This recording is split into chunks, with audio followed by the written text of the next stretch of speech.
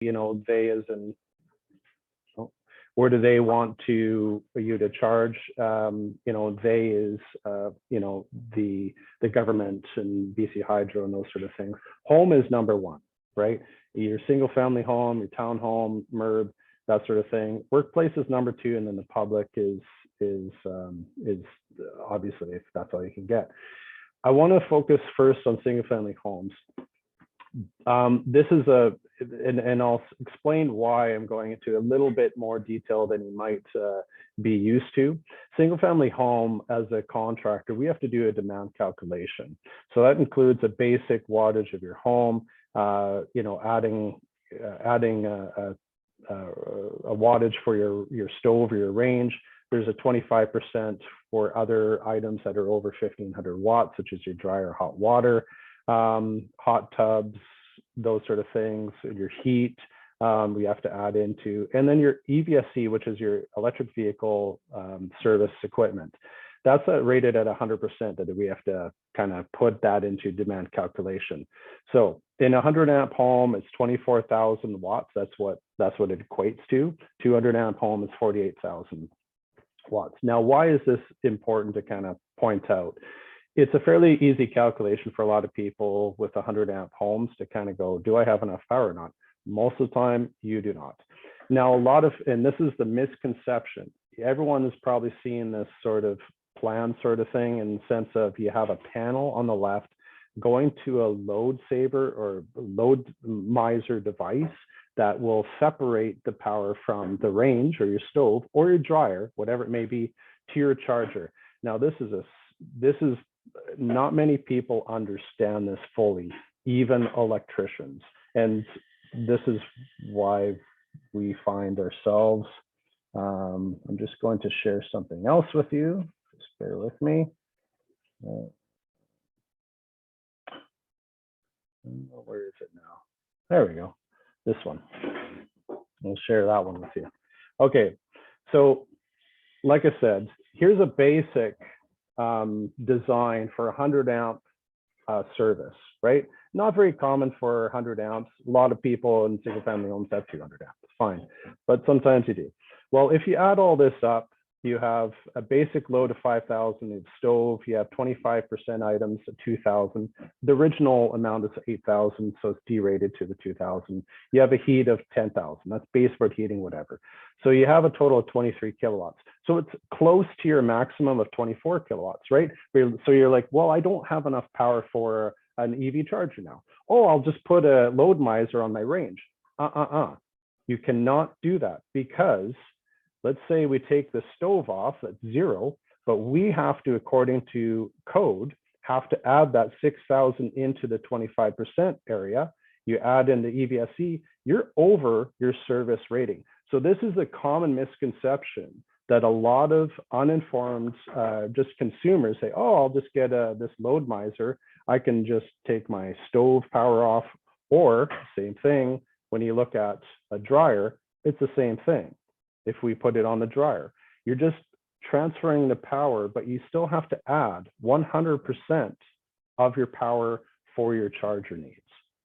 Okay, so this is a really important point when a lot of people are electricians, or if you're looking online or whatever, do not get fooled. You're not an electrician. You do not have the capability of doing this, to just switch off your range or switch off your dryer. You legally cannot do this according to code. Okay, so that's one thing I wanted to point out, which is something not a lot of people understand. Let's see, we'll go back to the presentation here. There we go. There we go. Okay. So the current rebates right now for single family homes, you have $350 for a plug-in unit, or, and I apologize, this hasn't been updated, but it's a plug-in unit or just a hardwired unit. It's $350 max for the rebate. Invoices must have the full details. They must be approved on their list. And it's important to note that townhomes are part of this rebate section. Now, this is another big issue here that not a lot of people understand with townhomes. And I'm going to go into that and share another screen with you. Apologizing, I'm jumping around, but that's how I work. There we go. There we go. Okay, so this is it's very this overhead view of a project that we just completed. It's called Wedgewood Estates. On the right-hand side are 4 condo buildings that we designed for EV charging. And they said, well, what about our townhomes, right? You know, are we okay for our townhomes? Are they capable of being able to install a charger for themselves? And fair enough question. That's not part of the MERB or the condo sort of planning though. That's a problem here. And I've talked to Hydro about this. They're working on it, but here's the kicker. We just went through a demand calculation on a single family home. And what you see here in front of us is 1, 2, 3, 4, maybe 5 townhomes, you know, kind of linked together. It might be 4, I'm not too sure here. The point is that if one of the first ones on the upper right-hand side asks for a charger, well, you do a demand calculation as a single family home. And if they, for some reason, had just enough, let's say they just had enough for an EV charger, you go, oh, great. Okay, we'll just install the EV charger and that's all we need to worry about. No, you need to worry about not just their own unit. There is 1, 2, 3, 4, 5 units that's connected to potentially a meter center that's attached and supplying all of these units collectively. So a good electrical contractor would have to do a calculation for your overall service for all of these townhomes, okay? The problem is then, if that particular meter center is supplied by another meter center, then we have to get more complications going on. So it's not just an easy sort of task of going, oh yeah, you have enough power in your townhome, you're good. No, you may have taken the power away from all your other townhomes in the capacity sense, and your other townhomes will not be able to have a charger because you got the first one. So it's something important for stratas that have townhomes to think about this thoroughly. And we work with the Vancouver Island Strata Owner Association to work with them to have the proper wording in their bylaws and rules in this sense. So I'm just going to go back now to this guy from the current slide. Is that what we're saying? Can you see, Larry, the townhome slide now? Great. Okay. I'm watching you nod your head once in a while, so it's all good. So as I said, for townhomes, you know, you might have one that has 125 amp meter, has 110 amps of demand for that section. There's only 15 amps left. There's not enough for a level 2 EVSE, but maybe enough for, let's say, you know, Matthias or Mohammed's Plugzio or any other 120, 20 amp level 1 charger. But does the main system, that's important, have enough to grant this townhome 15 amps as well? You know, that's what you have to look at. So we're going to get into MERBs now, which is multi-unit residential buildings. Okay, so why do we need to look at planning for EV charging? It's a competition with any other building that does have a capacity. Okay, so you have to make sure that in the future you are covered in taking advantage of the rebates that are currently there. So you want to look at 100% coverage, because you don't want you to have the ability and your neighbor not to, right? And you don't want to necessarily do onesie twosies that then cost more on the overall, on the long term. Okay, it's the infrastructure wastage and your charger wastage as well.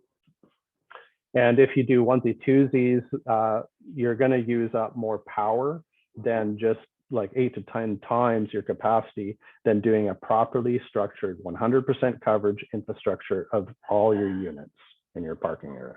Okay, and it's really important, like you know, I've talked to Larry a lot, to make informed decisions and take your time, right?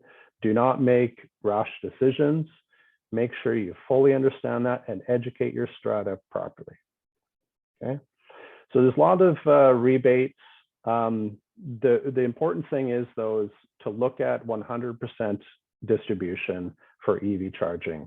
Okay, the first thing we usually ask for is an annual hourly peak load report from BC Hydro.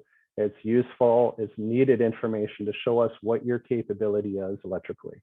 Okay, and we talk about the type of end user product, what type of features does your strata need in the sense of billing, or if you're just going to load manage and not bill, those sort of things. So it's a big process that we take a lot of time and a lot of time, weeks to do when we help in regards to the EV Ready Plan. The EV Ready Plan is required to access infrastructure and networked level 2 charger rebates, okay, for stratas.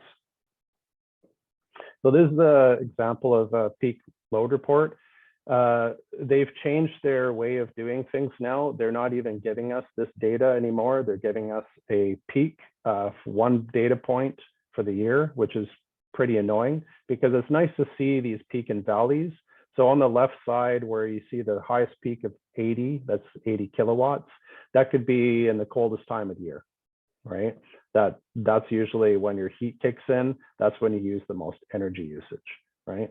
When it gets really low, that's around the summertime, right? So you have the thing is to look at sometimes is a system that can utilize the peak and valleys as well, so that you cut down on some buildings that have demand charges. So we work with you in that. And like we said here, demand charges are important.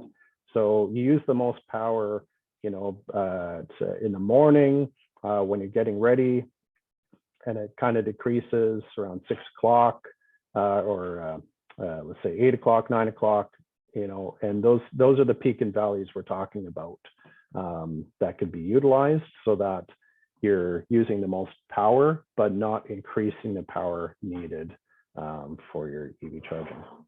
How much time do I have there, Barry? You're muted. About another 5-6 minutes. Perfect. Okay.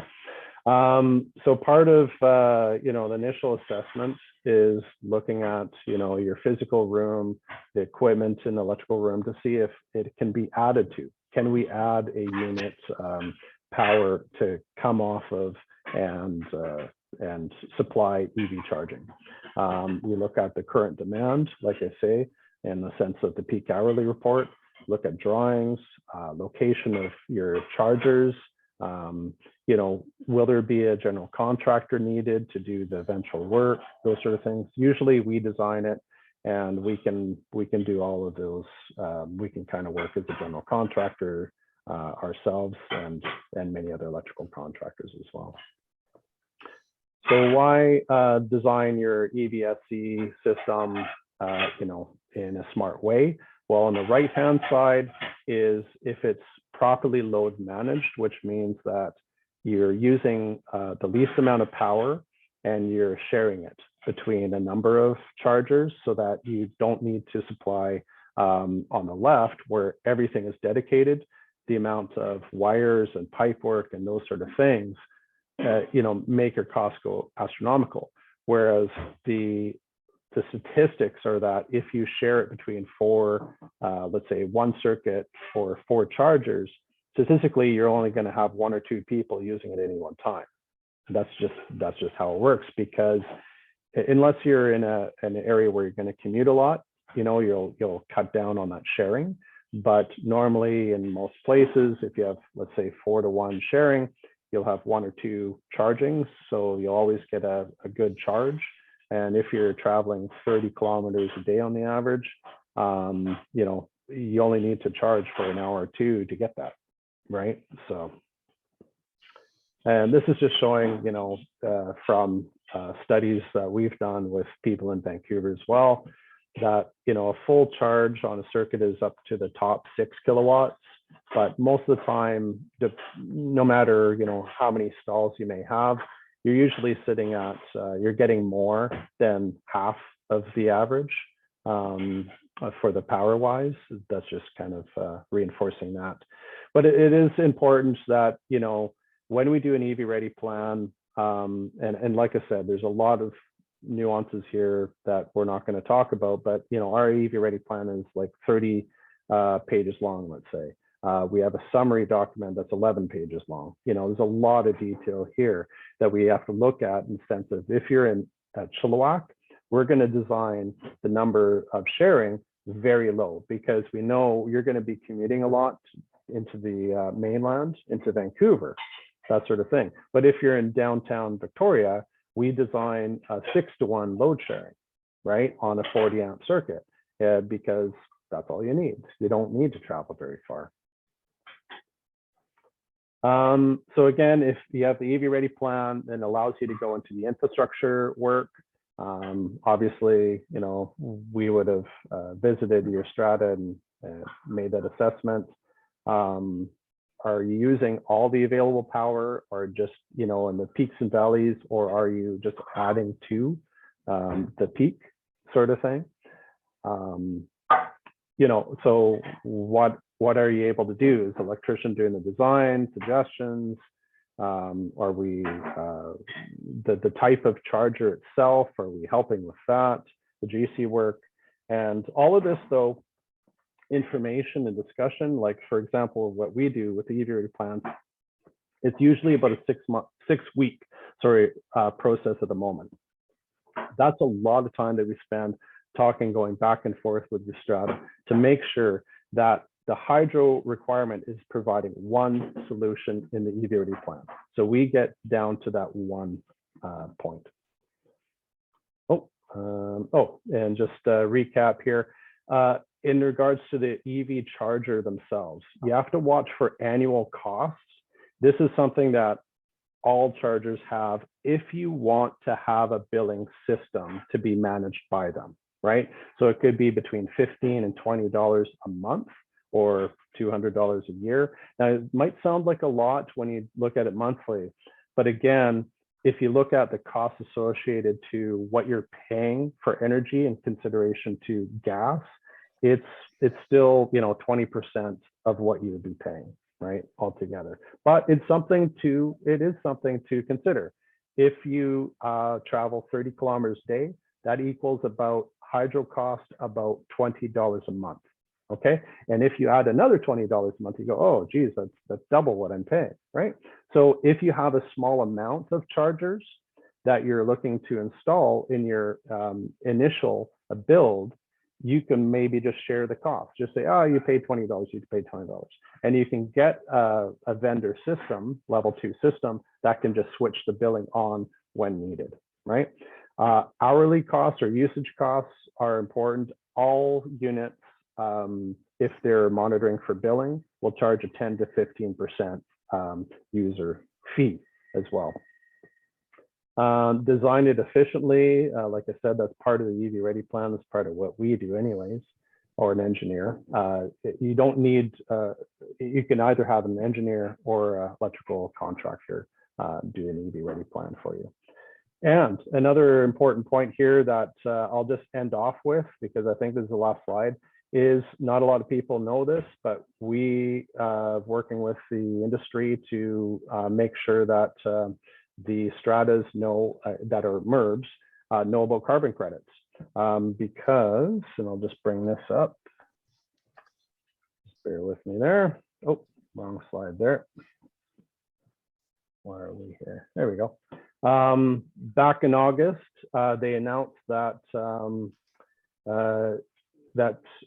stratas can now apply as a Part 3 fuel supplier, which means that you will receive a carbon credit for every single EV level 2 charger you have in your facility. And that can add up to, and it's not clear yet, but it's between $400 and $600 a year that you, the strata, or your owner of that charger will receive, which basically will pay for your energy usage and more. That could go to your strata, that could pay for other maintenance. But this is an important point that is now going to be coming into effect January 2022. Very good. And I believe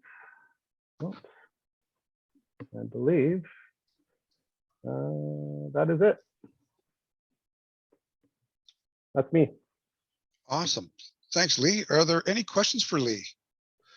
Just use at the bottom there under reactions, just raise your hand there.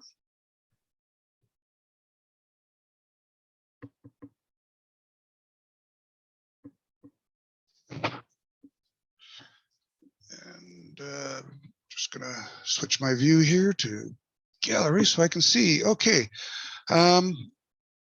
Is it Terry? If you can unmute. Tara Flower. Hi. Hi. Thank you. Although I'm not sure if I understand all of what was being said today, but I did have a question that I didn't feel was answered. And if it was, I apologize. We live in a house. We have used the trickle system to charge our car. We don't have a level 2. Now, several things have been told to us about the level 2. The one that's encouraging is that we were told it was easier on the battery in terms of its longer life. Certainly better than a 3, better than using a level 3. But our question is, how does the trickle versus compare to the level 2? Are we making a mistake in using the level 2? The trickle, because we're quite happy because we don't use the car very much. Yeah, and I think you know, it's gone back and forth. In like, I'm part of the Victoria EV Club and Vancouver EV Club, and I know there's been a few opinions. I believe the consensus is that if you're working under a trickle charge, it is like the 120 volt, just a regular plug. It is, let's say, easier on the batteries. But you know, I'm not an expert on that. You know, for example, I have an electric Kona to 2021. As is ours, by the way. That's great. Yeah, right on. Yeah, it's a great car. Yes, we like it. You know, I use at home 120 15 amp plug. That's what I have. At work, I have a level 2 charger, and out and about, I charge on the level 3. So, you know, what it comes down to me is not necessarily. I'm sorry. I didn't catch all that. I had a reminder come up.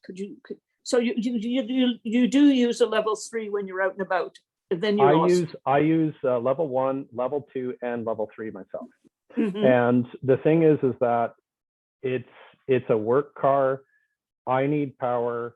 I make sure I have power. I don't worry necessarily about, you know, if I'm charging past 80%, you know, but that's me. And I understand that a lot of people have a lot of, you know, you can't do certain things and you don't want to do this, you don't want to do that. I'm going to leave that to other people. And I know Muhammad has a lot of information in that regard. I've listened to him talk in that regard. So let's leave that for him to talk about after. I know how to, I guess what I'm saying is I know how to install all those, but I'm not the expert into what may be best or not. Okay, thanks very much. Thank you. And Marie. Okay, I have 2 questions. I'm wondering about the batteries. Do you have to wait? Somebody asked me this recently, until the battery charge goes right down before you charge it? Because, you know, they say with your phone and all that, you're supposed to wait. I don't wait. I just charge when I feel like it.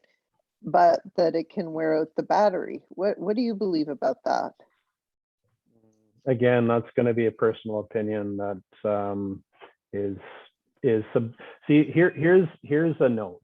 I was called by maybe this will help explain it. I was called by a client and they said, I just purchased a new vehicle from a new EV from Campus Nissan, big company, good company. I know the owners of Campus, and in the literature of their EV, it says, do not use level 1.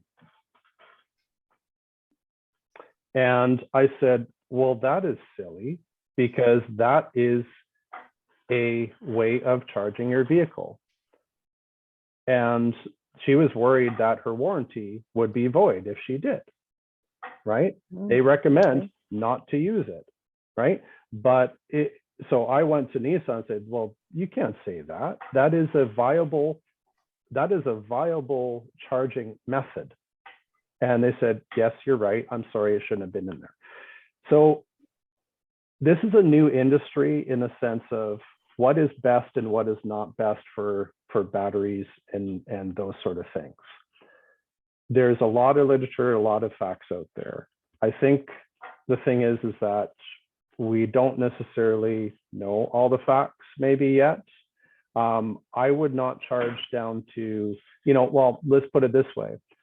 I know for our own tools, we use only battery tools. We have over 40 people in the field.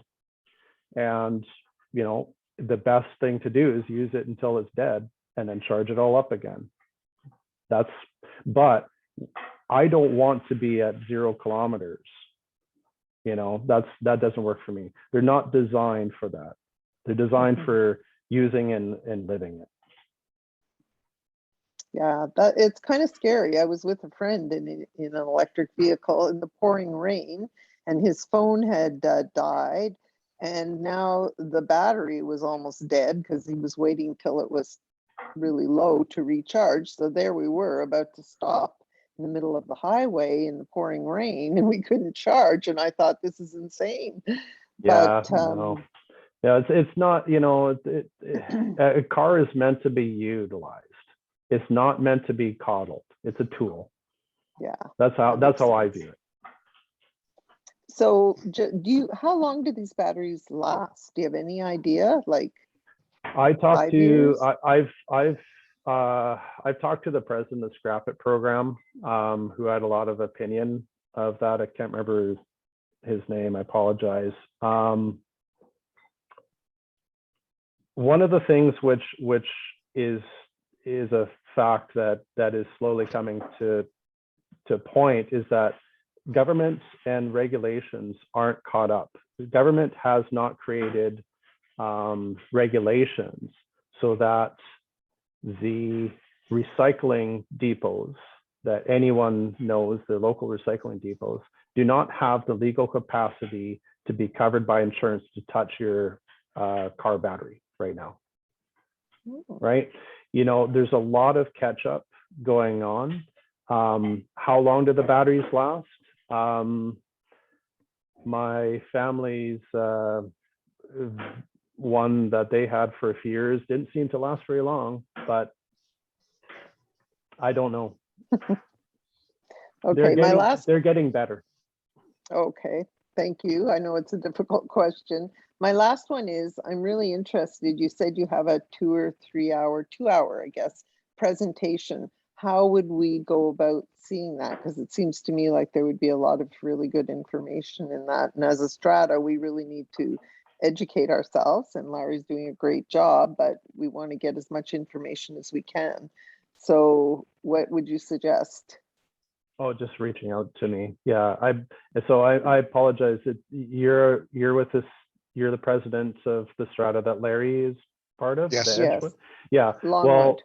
Longwood. Well, we have received, actually, I believe, your acceptance for the EV Ready plan. Yes. So part of that is going through these details quite well, quite heavily. So it's part of that program. So in this process, we would wait until we have the draft complete, the rough draft, Okay. and then we'll have a long meeting at that point. Okay, that sounds great. Thank you. Thanks, Marie. Lee, I had one question. The provincial government just recently announced some new rebates for MERBs. Is that over and above the rebates that we already knew about? Or is No, this? they're just rehashing. They're just patting themselves on the back. Okay, very good. All right, I see no other questions. So There's one in the chat there. was there? Did I miss one there? Good. Is this carbon credit also for private dwellings? No, the carbon credit is for a MERB that has over five units. Okay, so multi-unit different, residential building. Yeah, and it's a difficult process that, you know, the strata has to apply for a business license, then you have to apply as a Part 3 fuel supplier, but it is all possible. They have it's all there. And I know we're working with one right now. It's called the Trevino in Victoria. It's 5 buildings, 245 units. We're just in the middle of their infrastructure build, and they're applying for that right now. So, and they're expecting, like I said, about $400 to $600 per charger per year. Okay, very good. Depending upon the valuation of the carbon credit, you know, it changes every year, but yeah. Yeah. Well, thank you, Lee. I really appreciate you taking the time to be here, and this is just a wealth of knowledge. It was really excellent. Yeah, I honed it all down from 3 hours down to 20 minutes. There you go. You know it all. Oh, there we go. I only wish. Thank you so much. I greatly appreciate it, and have a wonderful evening. So next we have Mohammed. Now, is it Mohammed Aglaki? Is that how you pronounce your last name? That's good enough. I'll accept Okay. that. Okay. Mohammed is the CEO of a company called Plugzio. It's a product that he's designed because he got a Tesla and he needed to put it into charging into his a condo, I believe it was. And you had you weren't able to get level 2 in, so you found a way for to monetize level 1. Yes, I'm very biased towards level 1, as it will become obvious. Yeah, and now just so you know, I've made you as a co-host, so you can share screen. Okay. Perfect. Let me do this.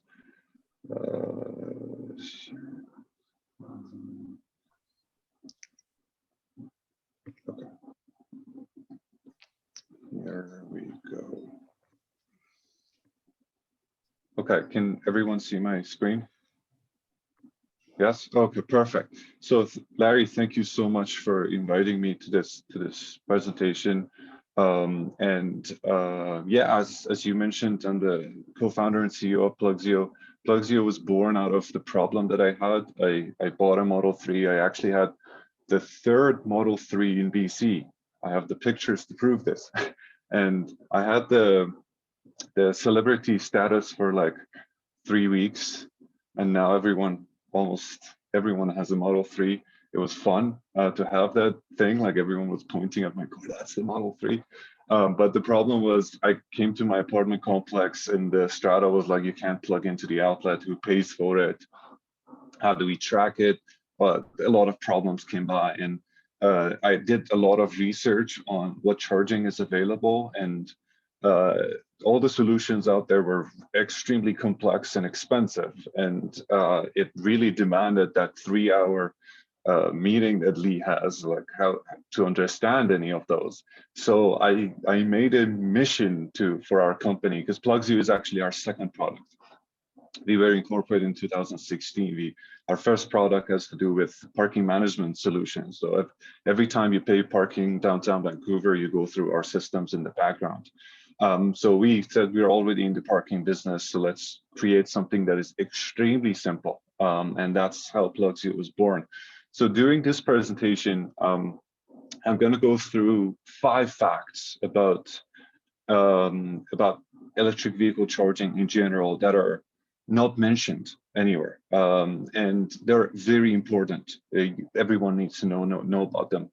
And I'll try to keep it short because I like to answer questions more than to do presentations. But let's do this. So we're Plugzio. Our mission is to make charging simple. Like that's our #1 priority. Anything that we do, it has to do with the fact that we want to be the path of least resistance when it comes to charging. So this EV Charging 101, I'm pretty sure Lee went through this. This pyramid explains EV charging in a simple fact. At the top, we have level 3 charging, which is supercharging. It's designed for en route quick charging sessions. Big companies work on these. Tesla has a full network of them. Usually utilities install these. Level 2, on the other hand, is designed for top-ups. It's designed for transient parking. 1 or 2 hours of stay, restaurants, gyms. Level 2 is best designed for that. And level 1 is designed for daily usage. Long duration parking is the market for level 1. Apartment complexes, businesses, schools, airports, hotels. That's the market segment for level 1.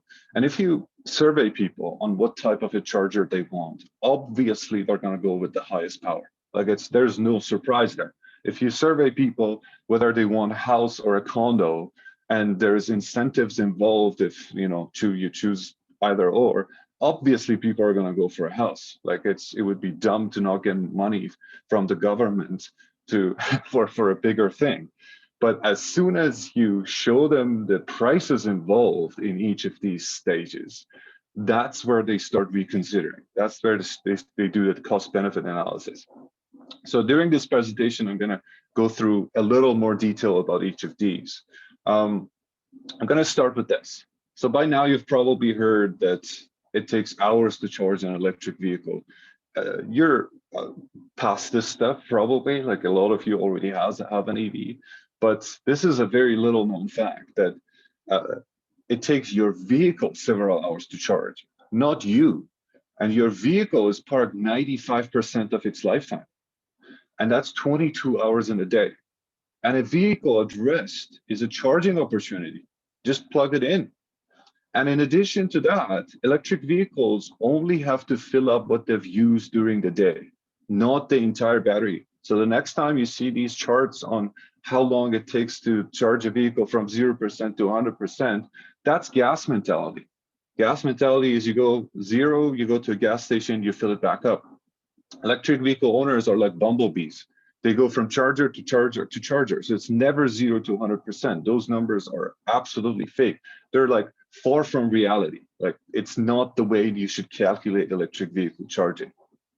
Now, Peninsula Clean Energy in California did this whole study on what level of charging is necessary for especially multi-unit residentials. I can share this study with Larry so he can share it with all of you. And they realized that level 1 charging meets the daily needs of 94% of drivers. Essentially everyone, unless you're an Uber driver, like you have heavy usage on your vehicle. And if we do a little math, I apologize, my numbers are in miles because majority of our sales are actually in the US. But 50 miles is about 80 kilometers. So if you want to recharge 80 kilometers, and I want to emphasize that this means recharge, it doesn't mean you can only go 80 kilometers. You can go as far as your battery allows. If you go 80 miles, which is twice the city average, and you charge for 12 hours a night, which is like less than what your car is parked for, the charging speed that you need is 4.2 miles per hour of charge, about 7 kilometers per hour of charge. This is what all you need to be fully charged every day. Now, this brings me to fact number 2. Every electric vehicle comes with a free charger, just like a laptop. You buy a laptop, comes with its own adapter. And this charger provides 5 miles per hour of charge, which is about 7 or 8 kilometers. Like on level 1, majority of our clients get 10 kilometers per hour of charge, which is 20 amps in level 1. So this is the biggest question I get at this point. What if someone wants to travel for the next day? Like this is typical scare tactics played on people to upsell them something that they don't need. What if you wanted to see your mom the next day and you didn't have enough battery. But the fact is, the size of your battery determines your range, not the speed of your charger. This is fact number 3. When your phone runs out of battery in the middle of the day, you don't run out and buy a faster charger at home. It doesn't make sense. You buy a battery pack. It's the size of your battery that determines your range. The speed of your charger becomes irrelevant over time.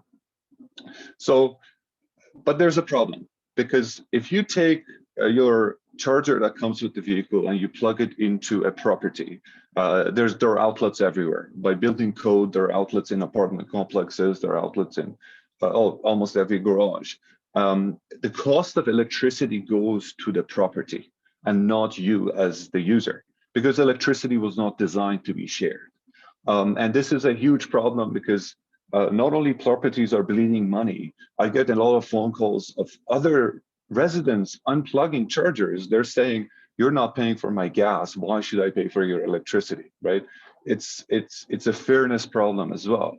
And our mandate as Plugzio is to make electricity shareable. Like, that's our #1 goal. So we sit in between the users and the property. We take the money with accurate consumption from the users, we pay back the property. And the way it works is also very simple. I have one of our units right here. So the user plugs in their charger to the outlet. By default, there's no electricity flowing through the device. And you have to scan this QR code or put in the number, just like parking. And you'll see the rate that the property has set for usage. And the properties can set rates in multiple ways, like per kilowatt hour, per hour of usage, fixed monthly rates, time of use pricing, you name it, we support it. And as soon as the user agrees to that rate, that's when the electricity starts flowing. And as soon as they unplug, the electricity is cut. So essentially, you can look at Plugzio as a vending machine for power, right? You want power, you pay for it. Now, what about a few chargers to share? Like, this is very common. I see this almost everywhere. Like, let's have 3 level 2s and have people share them. This is a short-term solution, but it's a major source of inconveniences and conflicts in the long term. Sharing is moving back in time, because we used to have shared laundry rooms, and there was always that dude who would leave his underwear in the washing machine and not move it, right? This is moving back in time. We don't want to share. When it comes to EV charging, having a private charger, that's just like having a private laundry machine at home, is much more valuable than having a shared one. Sharing is really not caring when it comes to charging. And as also Lee touched on this, the big thing about EV charging that is missed is the big cost is actually the ongoing cost versus the installation. Like, this is a study done by AES Engineering in Richmond, and it was done before Plugzio was born, so we had no influence on this. And if you look at this, you will see that on average, on every level 2 has a $10,000 average cost over 20-year life cycle to maintain it. And in comparison to this is level 1 charging. You've probably never heard of an outlet not working, right? And on top of that, our monthly cost is about $10 per month, which is the absolute lowest you can find anywhere. And we don't charge commissions on transactions. Like, what you charge to your clients is what you keep. Like, our mission is to make charging simple, right? So the interesting fact is, people think that if they install this huge level 2 charger in their apartment complex, they can transfer the cost onto the user, and the user is going to pay for it, so who cares, right? But the fact is, this is fact number 4. The fact is, electricity is abundant. So you cannot force people to use property chargers to cover the cost. People may be forced to park at the facility, but they can never be forced to charge at the facility. As soon as somebody finds a cheaper way to charge, they're going to stop using the chargers in the visitor space, and then the property will be left with all of these ongoing costs and maintenance costs and the contracts and all whatnot. And this is already happening in California, where the charger, they have to take out the chargers from the shared spaces because nobody's using them. The costs are too high. and the property is left with these machines that are expensive to maintain. So think about this. Electricity, you cannot force people to use this. Like, it has to be fundamentally easy and cost effective in an ongoing basis from the beginning. Just to go through some case studies about us. This is a multi-unit residential. We installed 9 EV charging units, 9 Plugzio spaces, and the entire cost of installation was $40,000. Now, if they have a quote for level 2 charging, their quote was $180,000. So they saved $140,000 by going with Plugzio. And the difference is a few spaces becoming EV ready with level 2, or your entire parking garage becoming EV ready. We did another study, another installation. This is local, Simon Fraser University, 43 units, $55,000. This includes like end-to-end, a new transformer, wiring, outlet permits. They had a code for level 2, and their code was $400,000. So they saved $300,000. That's 300 more EV-ready spaces that they could have by going with Plugzio. Like, the difference is massive. The difference on scale is huge. And in addition to all of this, an outlet is multi-purpose. Anybody can use an outlet. It's not just electric vehicles, right? If you have an electric bicycle, you can use it. If you have an electric scooter, you can use it. I had a client who called me and he said, I love the Plugzio unit at my parking space because I can vacuum clean my car in addition to charging it. This multi-purpose functionality makes your parking garage future-proof because anybody can use this. It's not single purpose, only electric vehicles can use. So isn't it convenient to have chargers with cables, right? This is a big thing that I also get a lot. Like, all of the chargers you see on level 2, they come with like cables. And what you have to consider, this is fact number 5, that cable is the building's liability, right? So in Europe, the chargers on the streets don't have cables. They're simple outlets. Every car brings their own cable, and they plug one side to the cable, one side to the charger, the other side to the vehicle, and off they go. It literally takes about 15 seconds to actually take out your cable and plug it into either sides of this, right? So, and the crazy good thing about this is, if it is your cable, you take care of it. If it's the property's cable, you don't, right? It's a simple fact. So it's a liability. Cables coming with chargers is a liability to the property. And our mandate is to make the power source smart instead of making the cable smart, because it saves money for the property, and at the same time, it saves liability for them. So just to summarize what I went through, level 3, supercharging, super expensive. Level 2 is designed for transient parking, and level 1 is designed for daily usage. The question to ask to choose the right type of a charger for your space is, how long are the vehicles staying at that location? If they're there for less than an hour, level 3 is best case scenario. If they're there between 1 to 4 hours, level 2 is best case scenario. And I want to emphasize, the question is not how long do you want them to stay. You don't want to enforce time limits. It's inconvenient for the user. Nobody wants to come down in their pajamas to move their vehicle so somebody else can plug in, right? It's inconvenient for the user. It's an overhead for the property. And level 1 is designed for parking spaces that people park for more than 5 hours. And what does Plugzio offer over a regular outlet? Because you can go out and buy a regular outlet and plug in, as it's happening in houses already.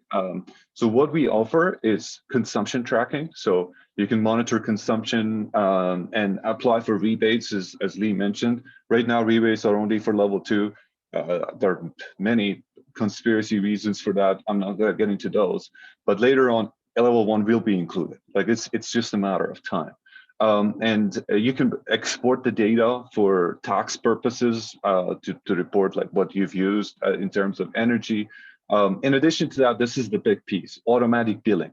So there will be no overhead for the property. The only time the property is involved is right at the beginning to set the usage fees. The rest we handle completely. We take the money from the users, we automatically deposit that into the property's account. And in addition to that, we offer over-the-air updates to every single one of our devices.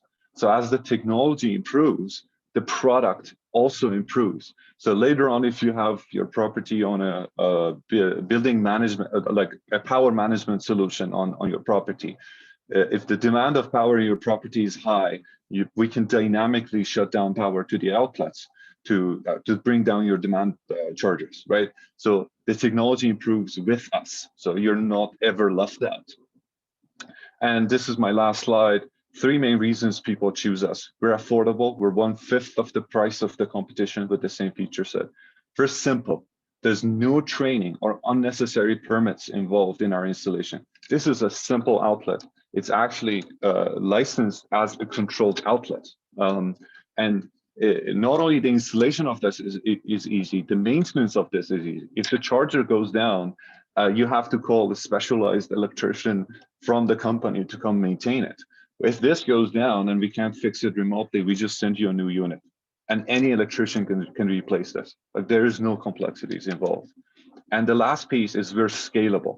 5 times as many people can charge on the same electrical panel versus a high power charger.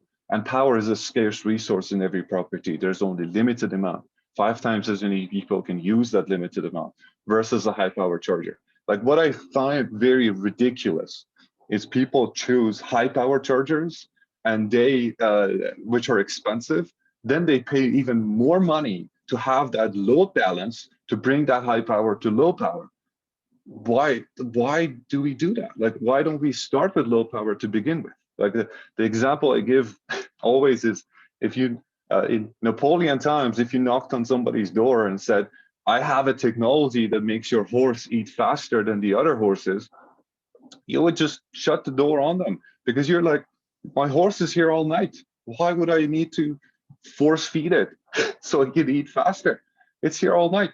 Just let it eat. So we're scalable. 5 times as many people can use us versus high power charging. Thank you for this. I would love to answer any questions you may have.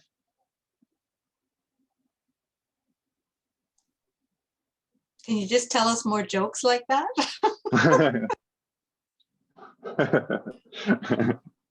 Very good questions out there? presentation. Bernie. A very good presentation. I personally went up and got a higher voltage in my car, my garage. Yeah. But I've only got a 100 amp situation. So I'm actually charging my car at 7.5 kilowatts per hour, so that I can fall within the level 1 basically. And it's serving me just wonderfully. Like you said, level 2 is for more in a hurry. Yeah. And if you're traveling, this is where you need the big one. Yeah, like you don't want to spend all your exactly. day into a. Exactly. Like, the example I give is washing machines at homes, right? Yeah. We all have regular washing machines. Yeah. It's amazing to have an industrial washing machine. There's no problem with that, right? But is it necessary? Right? Do we all need to have industrial washing machines at home, No, like that's for level sure. 2s? Yeah. Yeah, we all have regular washing machines. If there was special needs, there's always a level 2 charger at the supermarket across the street, or there's always level 3 somewhere close by. So you're absolutely right, Bernie. Yeah. Marie. You're on mute. I'm just trying to find mute. Unmute. The phrase of the 21st century. That's for sure. You're I have so muted. many questions. I'm wondering if you can hold up that Plugzio that you were showing us and show me how that works. Like, where do you plug that in? Oh, the little black part. This is an outlet. Yeah. This is an outlet. Oh, I see. Okay. So I have an e-bike, for example. Let's say I want to plug that in my parking spot. I'm just curious, you might not know, is it cheaper to plug it in my parking spot through Plugzio, or to take my battery up to my condo and plug it in there and pay for it from my unit's hydro? It depends. It really depends on how the property decided to set a fee for usage on this, right? Because the property decides that. it's also about the inconvenience, right? Like, do you want to take your battery upstairs to charge, or do you prefer to just plug it in where you park your bicycle, right? So I don't have a definite answer for you. It really depends on what the usage fee is for your outlet. So if I plug my bike into that, my bicycle battery, Yeah. it's 100 watts, right? That's Yes. like what I have at home. So Yes. then it would take as long upstairs in my condo as to leave it in my parking spot. Is that It's correct? exactly the same. Yes, exactly Okay, the same. just trying to understand all that. So for a Except, car, if I can Sorry? interrupt for a second here, sure. except that you're paying 9 cents a kilowatt at home versus 14 on the second level. And But then I know, Plugio is the first level, no? yeah, the first level. But if you go to the second level, it's 14.5 cents. I think it's not exactly. But if you go to the one that he's got, that Mohammed's got, then it could be set at $1 an hour. Yeah, it's very low cost. It really depends on how the Strata wants to set a fee for this. But Yeah. just to give you a comparison, like usually the fee is about 15 cents per kilowatt hour on our chargers versus about like $2 on level 2 chargers. So Wow, it varies. that's a big Right? difference. Mhm. Yeah, like Mohammed, as my understanding in Canada, it's Measurement Canada has it that we can only charge by time, not by kilowatt hour. Is that correct? yes, yes, yes. And the good thing about this is because level 1 charging has a flat usage. So like the level 2 varies. Like there's it goes up and down in terms of power usage. Ours is flat. You can actually do the math and come up with an exact amount on an hourly basis, because the power consumption can be measured on a easy to understand formula. Okay. Wow, that's interesting. Those are very good examples you give us. Thank you. Of course. Good questions. Does anyone else have questions? I don't know. You've been doing some studying, Larry, on your complex. Mhm. And just by listening to what he's got to say, I wouldn't even go to the higher levels. I would just use those complex. But that's me. Yep. Well, there was something that I learned tonight was the difference in cost for installation. Yeah. So we have 4 buildings in our strata here. So, that's what 229 homeowners Yeah. in our buildings. So we've got a fair number that would be a lot for level 2 versus for level 1. Yeah. By what you were showing. Yes. Yes. So I want to bring up something please. that I don't usually put into my presentations. But when you decide on what type of a charger, please consider the business model of the person who is suggesting you this, right? So electricians make money based on the hourly rates of their installation and the commissions they get from these charging providers, right? So sometimes, I'm not saying always, like it really depends on the electrician. They actually make more money from level 2 charging because the commissions on those chargers are massive. They are huge. And some of these electricians, again, some of them, like don't generalize this. Some of them are in contracts with these level 2 charger providers that they have to sell these many units or they lose their opportunity, right? So consider that. Also, utilities, governments are also biased because utilities are in this opportunity of a lifetime. They are about to replace gas and oil companies. This is huge for them. Like they're going to take over as oil and gas of the future. So they are more incentivized to sell you more power on level 2 and level 3 charging versus low power charging, right? It's common sense in it. Like utility makes money based on the power that people consume. So it's obvious that they want people to have more power, right? To use more power, because later on they can say like we have to upgrade our transformers because a lot of people are using too much power. Nobody's going to ask them, well, you incentivized all of these high power chargers. Why didn't you incentivize low power, right? Nobody's going to ask that, because if people are like, oh, we need high power, like, oh yeah, we need faster charging, but they don't realize that this could be, again, could be a way for them to increase the electricity costs in the future. So think about who is making money and how they're making money. What is their business model?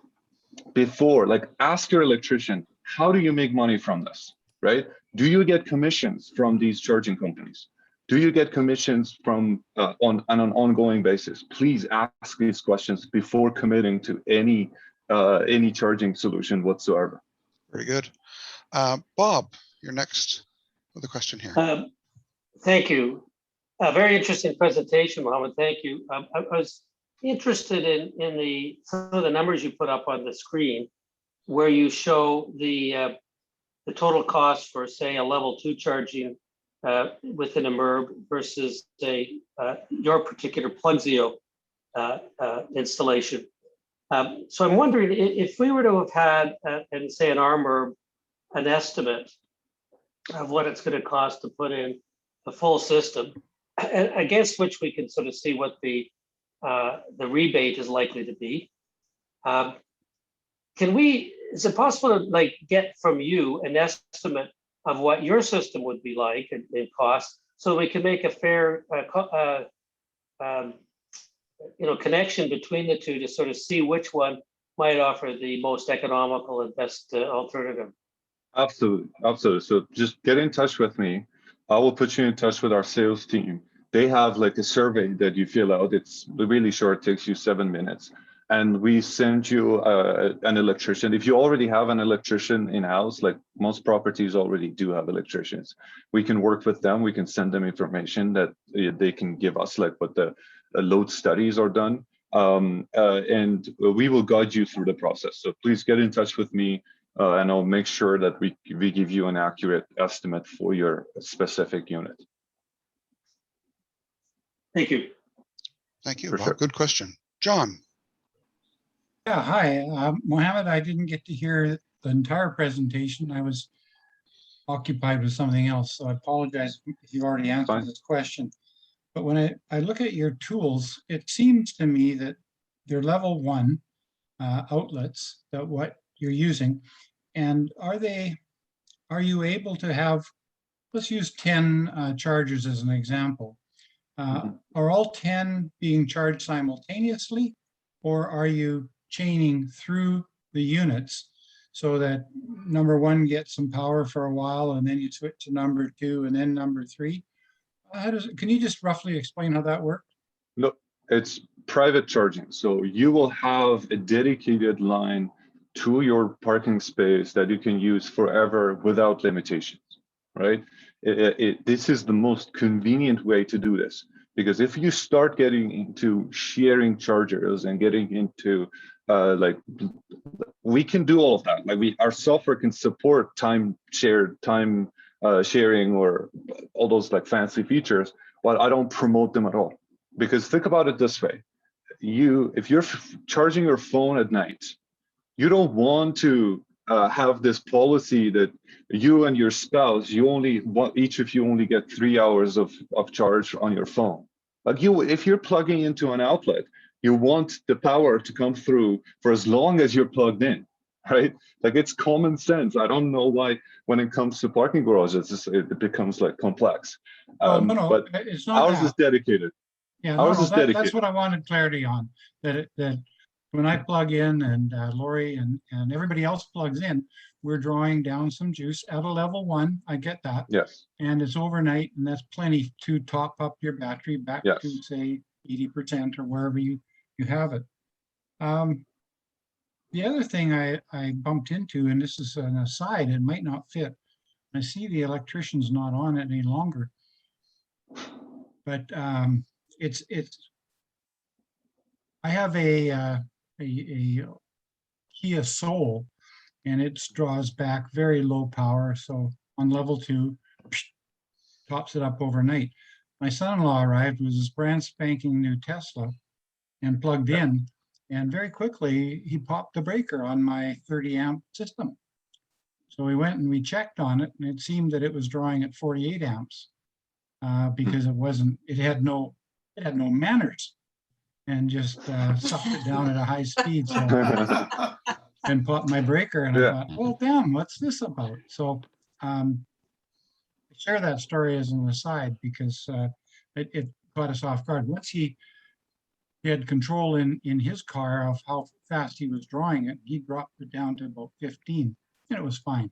It charged up fine. But I just wonder how your tools would react to something like that. It would just sit off the level 1 until the guy unplugged. I'll give you a funny story. So we started as a small company. Now we are a multi-million-dollar company, and we have operations in Canada, US, Singapore, India, and soon Costa Rica. So in India, power theft is an Olympic sport, right?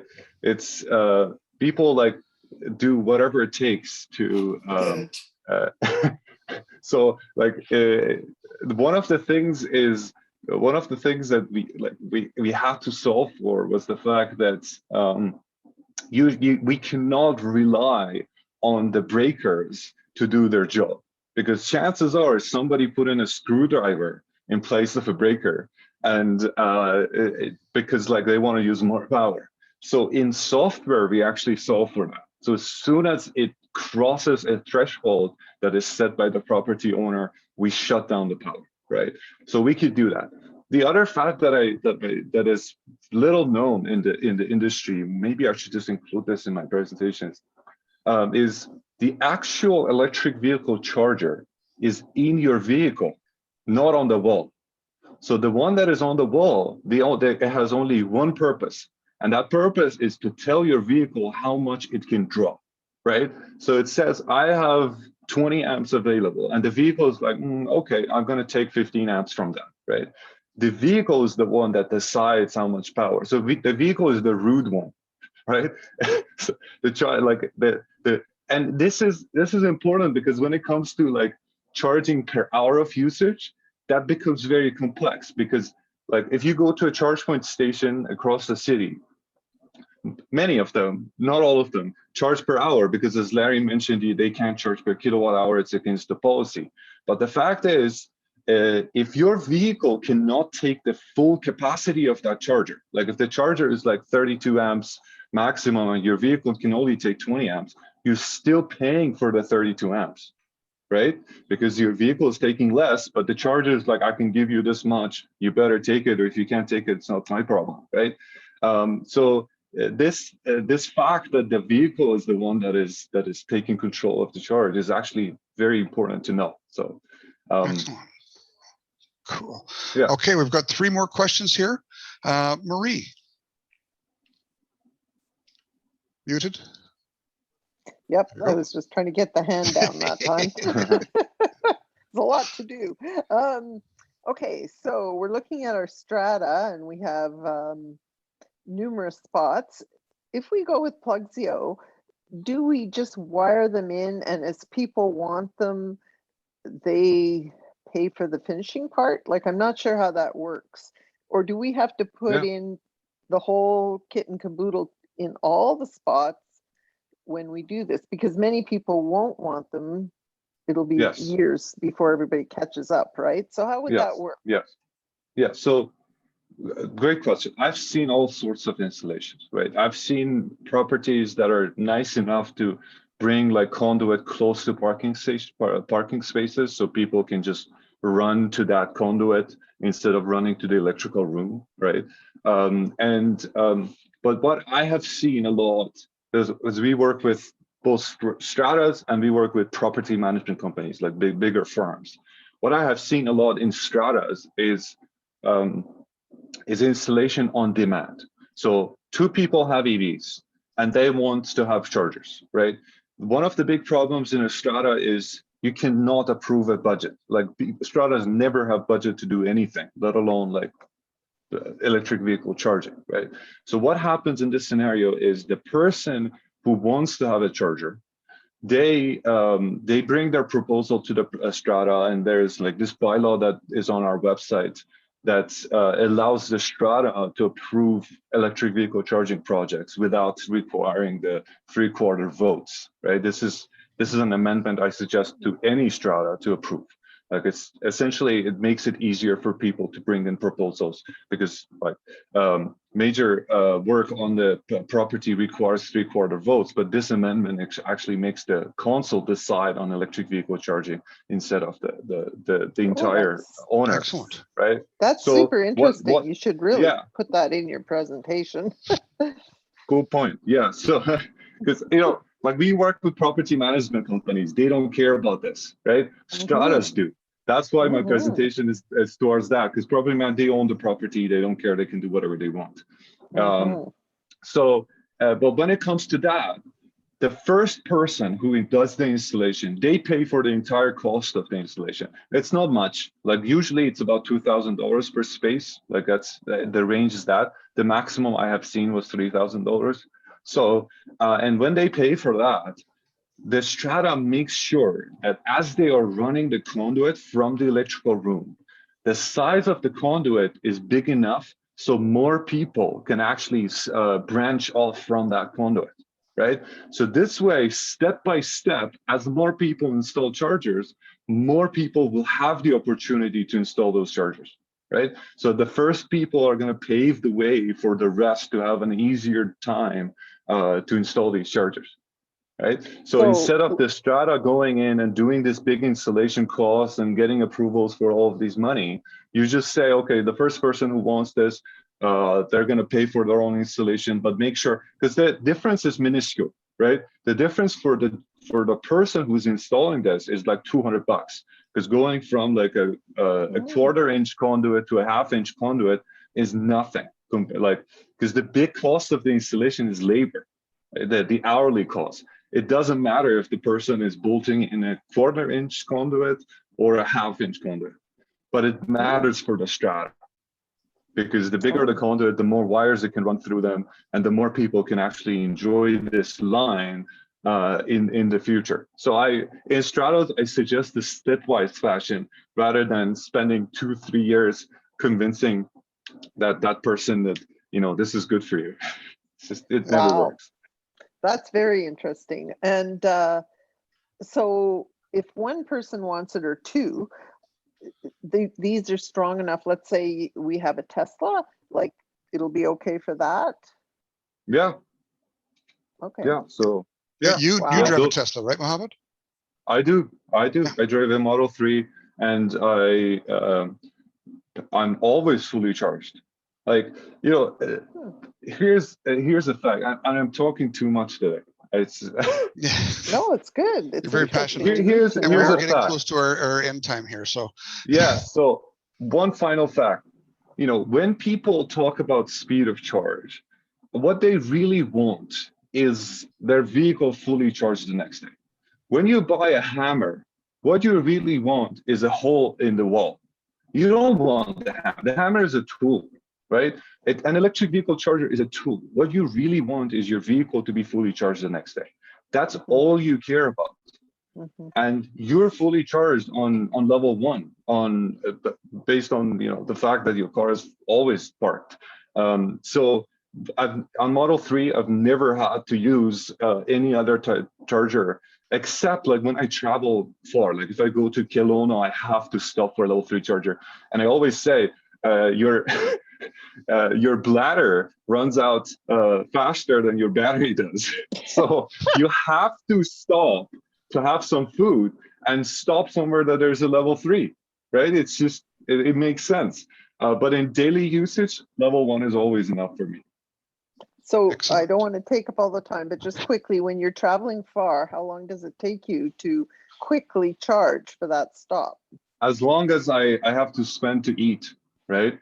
It's about 30 minutes or to an hour. Like I go to a restaurant, my car is plugged in, and you know, it's kind of like, you know, you don't carry a fridge in your vehicle. So you have the supply of food all the time. You have to stop to have some food. And while you're there, just plug into a level 3 charger. You're going to be fully charged when you get back to your vehicle. That's great. Thank you, Larry. We have to talk about this. We will. Bob, you're next, and then Bernie after. Thank you. I just really followed up on my earlier question, and those slides that you put up showing those relative costs of the level 2 versus level 1, you know, for a full installation. Is it possible to get a copy of your slides, or are those ones in particular, just so I can have a chance to maybe study it? Yeah. How do we do that? I can send it to Larry, slide deck. I even have a video of my presentation. And I'll also send that to Larry. So you can send it to your console, Strata console. Like they can also listen to this. Like it's like we want to be the path of least resistance. So there's nothing secret about this. So I'll send Larry my, actually, let me write this down as well. I'll also send Larry the bylaw documents, right? That amendment that I talked about with the slideshow and the video. So thanks for reminding me that, Bob. Excellent. I like that, because what I'll do is I will do an email out to all of the participants tonight. That everyone has a copy of everything. So thank you, Mohammed. Of course. Bernie. Muted? You're muted, Bernie?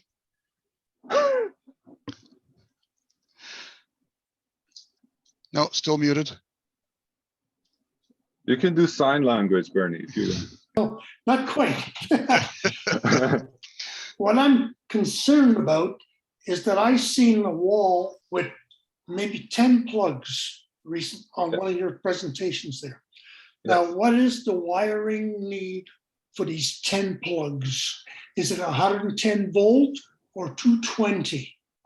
110 volts. Would that 110 volt go all the way through these wires, and it'll be enough to promote? And the other thing that comes with me is that are you going to get the Strata to establish you can't charge your vehicle any more than at 20% or 30% or 50% at a time? You know what I mean by that? Why would you? Like, Well, no. I mean, okay. just, I would just charge as much as you want. Yeah, no, I was only thinking about if you charge at 100%, it's the limit of your car, but also if 4 other cars want to charge at 100%, and like John's buddy came in with a Tesla with charging at whatever it was. I'm just kind of curious about that. Private charging, like in our industry, they made things super complex because complexity makes money. Because when you don't understand something, you accept it without reason, right? So you have an outlet at your parking space, you get home, you plug in, and you go home and you sleep. You come back to a fully charged vehicle. End of the story, right? The rest is really not important at all. Mm-hmm. So yeah, please just think about this as simple as possible. You get your phone, you go home, you plug into a charger, you wake up in the morning, your phone is fully charged. It's exactly the same with your electric vehicle. Okay. Excellent. So what Bernie was, I'm going to touch on that where they're all in line. For example, would that just be off of one breaker, or would you have a breaker for every space? Yes. This is electrical code, right? Right. By electrical code, you need to have dedicated lines to each of your spaces. Okay, so that's what I was asking. Yeah. So in our buildings, for example, we have 63. The building I'm in, one of 4, we have 63 suites, of which some people have 2 stalls, some people have 1. There's over, I think it's 105 stalls total. Yes. So we would need 105 breakers. So basically, that's going to be a new panel. Yes, but you don't need that right at the beginning. Again, don't think of this as a big project. If 5 people want it, they need 5 breakers. And then next year, you're going to add 5 more. The next year, you're going to add 5 more. But at some point, we might need a new panel to be put in, wouldn't we? Yes. But then you have the opportunity to increase, to have a budget for this in your bylaws, right? Because like you don't have to start big. As the market moves in the direction that more people are going to have EVs, then you're going to have the budget in your strata to upgrade the panel so more people can have it. You don't need it now because there's not many people now. You don't have to fight it now. The first few people, there's always enough breaker, right? Okay. I can tell you 90% of our installations, we never had to touch the electrical panel. There was always enough electricity available for those first 5 people. And there's usually about 5 EVs in every property, maximum, right? And as you go by, you have budgets, you're gonna improve the electrical panel, more people are gonna use. There's conduits already in place, so there's not like people don't have to spend too much money, and it just works out. It's like pieces of the puzzles coming together over time. Okay, so in our situation, like I've been in touch with you about potentially for my own spot. Yeah. So I'm paying for all that infrastructure, correct? Yes. So Yes. when you say a building would be like $55,000 for whatever number of units, who's paying that? Is that each individual homeowner out of, to have one to their own place? Yeah, so you pay for your own installation, Larry. Okay. Like you need to have this anyways. This is a must-have for you because you need to have charging. All the strata will ask you is, instead of having smaller conduit that only serves you, just increase the conduit size. It's going to add like $200 or $300 to your entire installation cost. So later on, more people can use that conduit to expand. The next person is going to be asked the same thing, right? Use a bigger conduit. The next person is going to be asked the same thing. And as more people join this network, then all of your garage is going to be all of a sudden wired in a stepwise fashion. But you pay for the entire installation. The strata pays zero. So the strata only has to approve. So that's a win-win for the stratas. Yes. Yeah. The win-win for you because you get to charge, and win-win for the strata because you don't have to convince that dude that this is necessary. This is the future. Nobody cares. If the strata doesn't have to pay anything, it gets approved immediately. Yeah. Okay. We got to talk, Marie. All right. I see Barbara joined us. Do you have any questions, Barbara? I know you've missed the presentation here. You've just joined us. Yeah, sorry. I got doing something after dinner and totally lost track of time, and then I suddenly sat up and thought, I'm missing the whole thing. Mohammed, Barbara is the president of our Mid-Island Electric Vehicle Association. Hi, Barbara. Good to see you. Mohammed, actually, I've heard your presentation a long time ago, several years ago at Vancouver Electric Vehicle Association. So unfortunately, I don't remember much about it. I think that was before, just when you were starting, just when you were getting started with it. But absolutely. I just have to say, I don't live in a condo anymore. I did at one time, and I sympathize a lot with folks who are trying to deal with that. I think your solution is a really good one, a really practical one. Thank you. Thank you. I'll send a full video of my presentation to Larry so you can actually see my latest presentation. Yeah, I would love to see it. It has evolved over time. Yeah. And thank you everyone for listening to my presentation, and let's be in touch. This is just the beginning to be continued. Thank you, Mohammed. Thank you, Mohammed. Taking the time to be with us tonight. Cheers, and you've been very informative. I've learned so much tonight. Thank you so much. I'm glad. Yeah, I'm glad. Thank you so much. And I've recorded this tonight, so we'll be putting this whole Zoom up on our website in the near future. So good. I can watch it. Yes. I won't miss a thing in the end. Thank you everyone for participating tonight. Bye bye Take care for now. Thanks for doing this, Larry. Larry, by the way,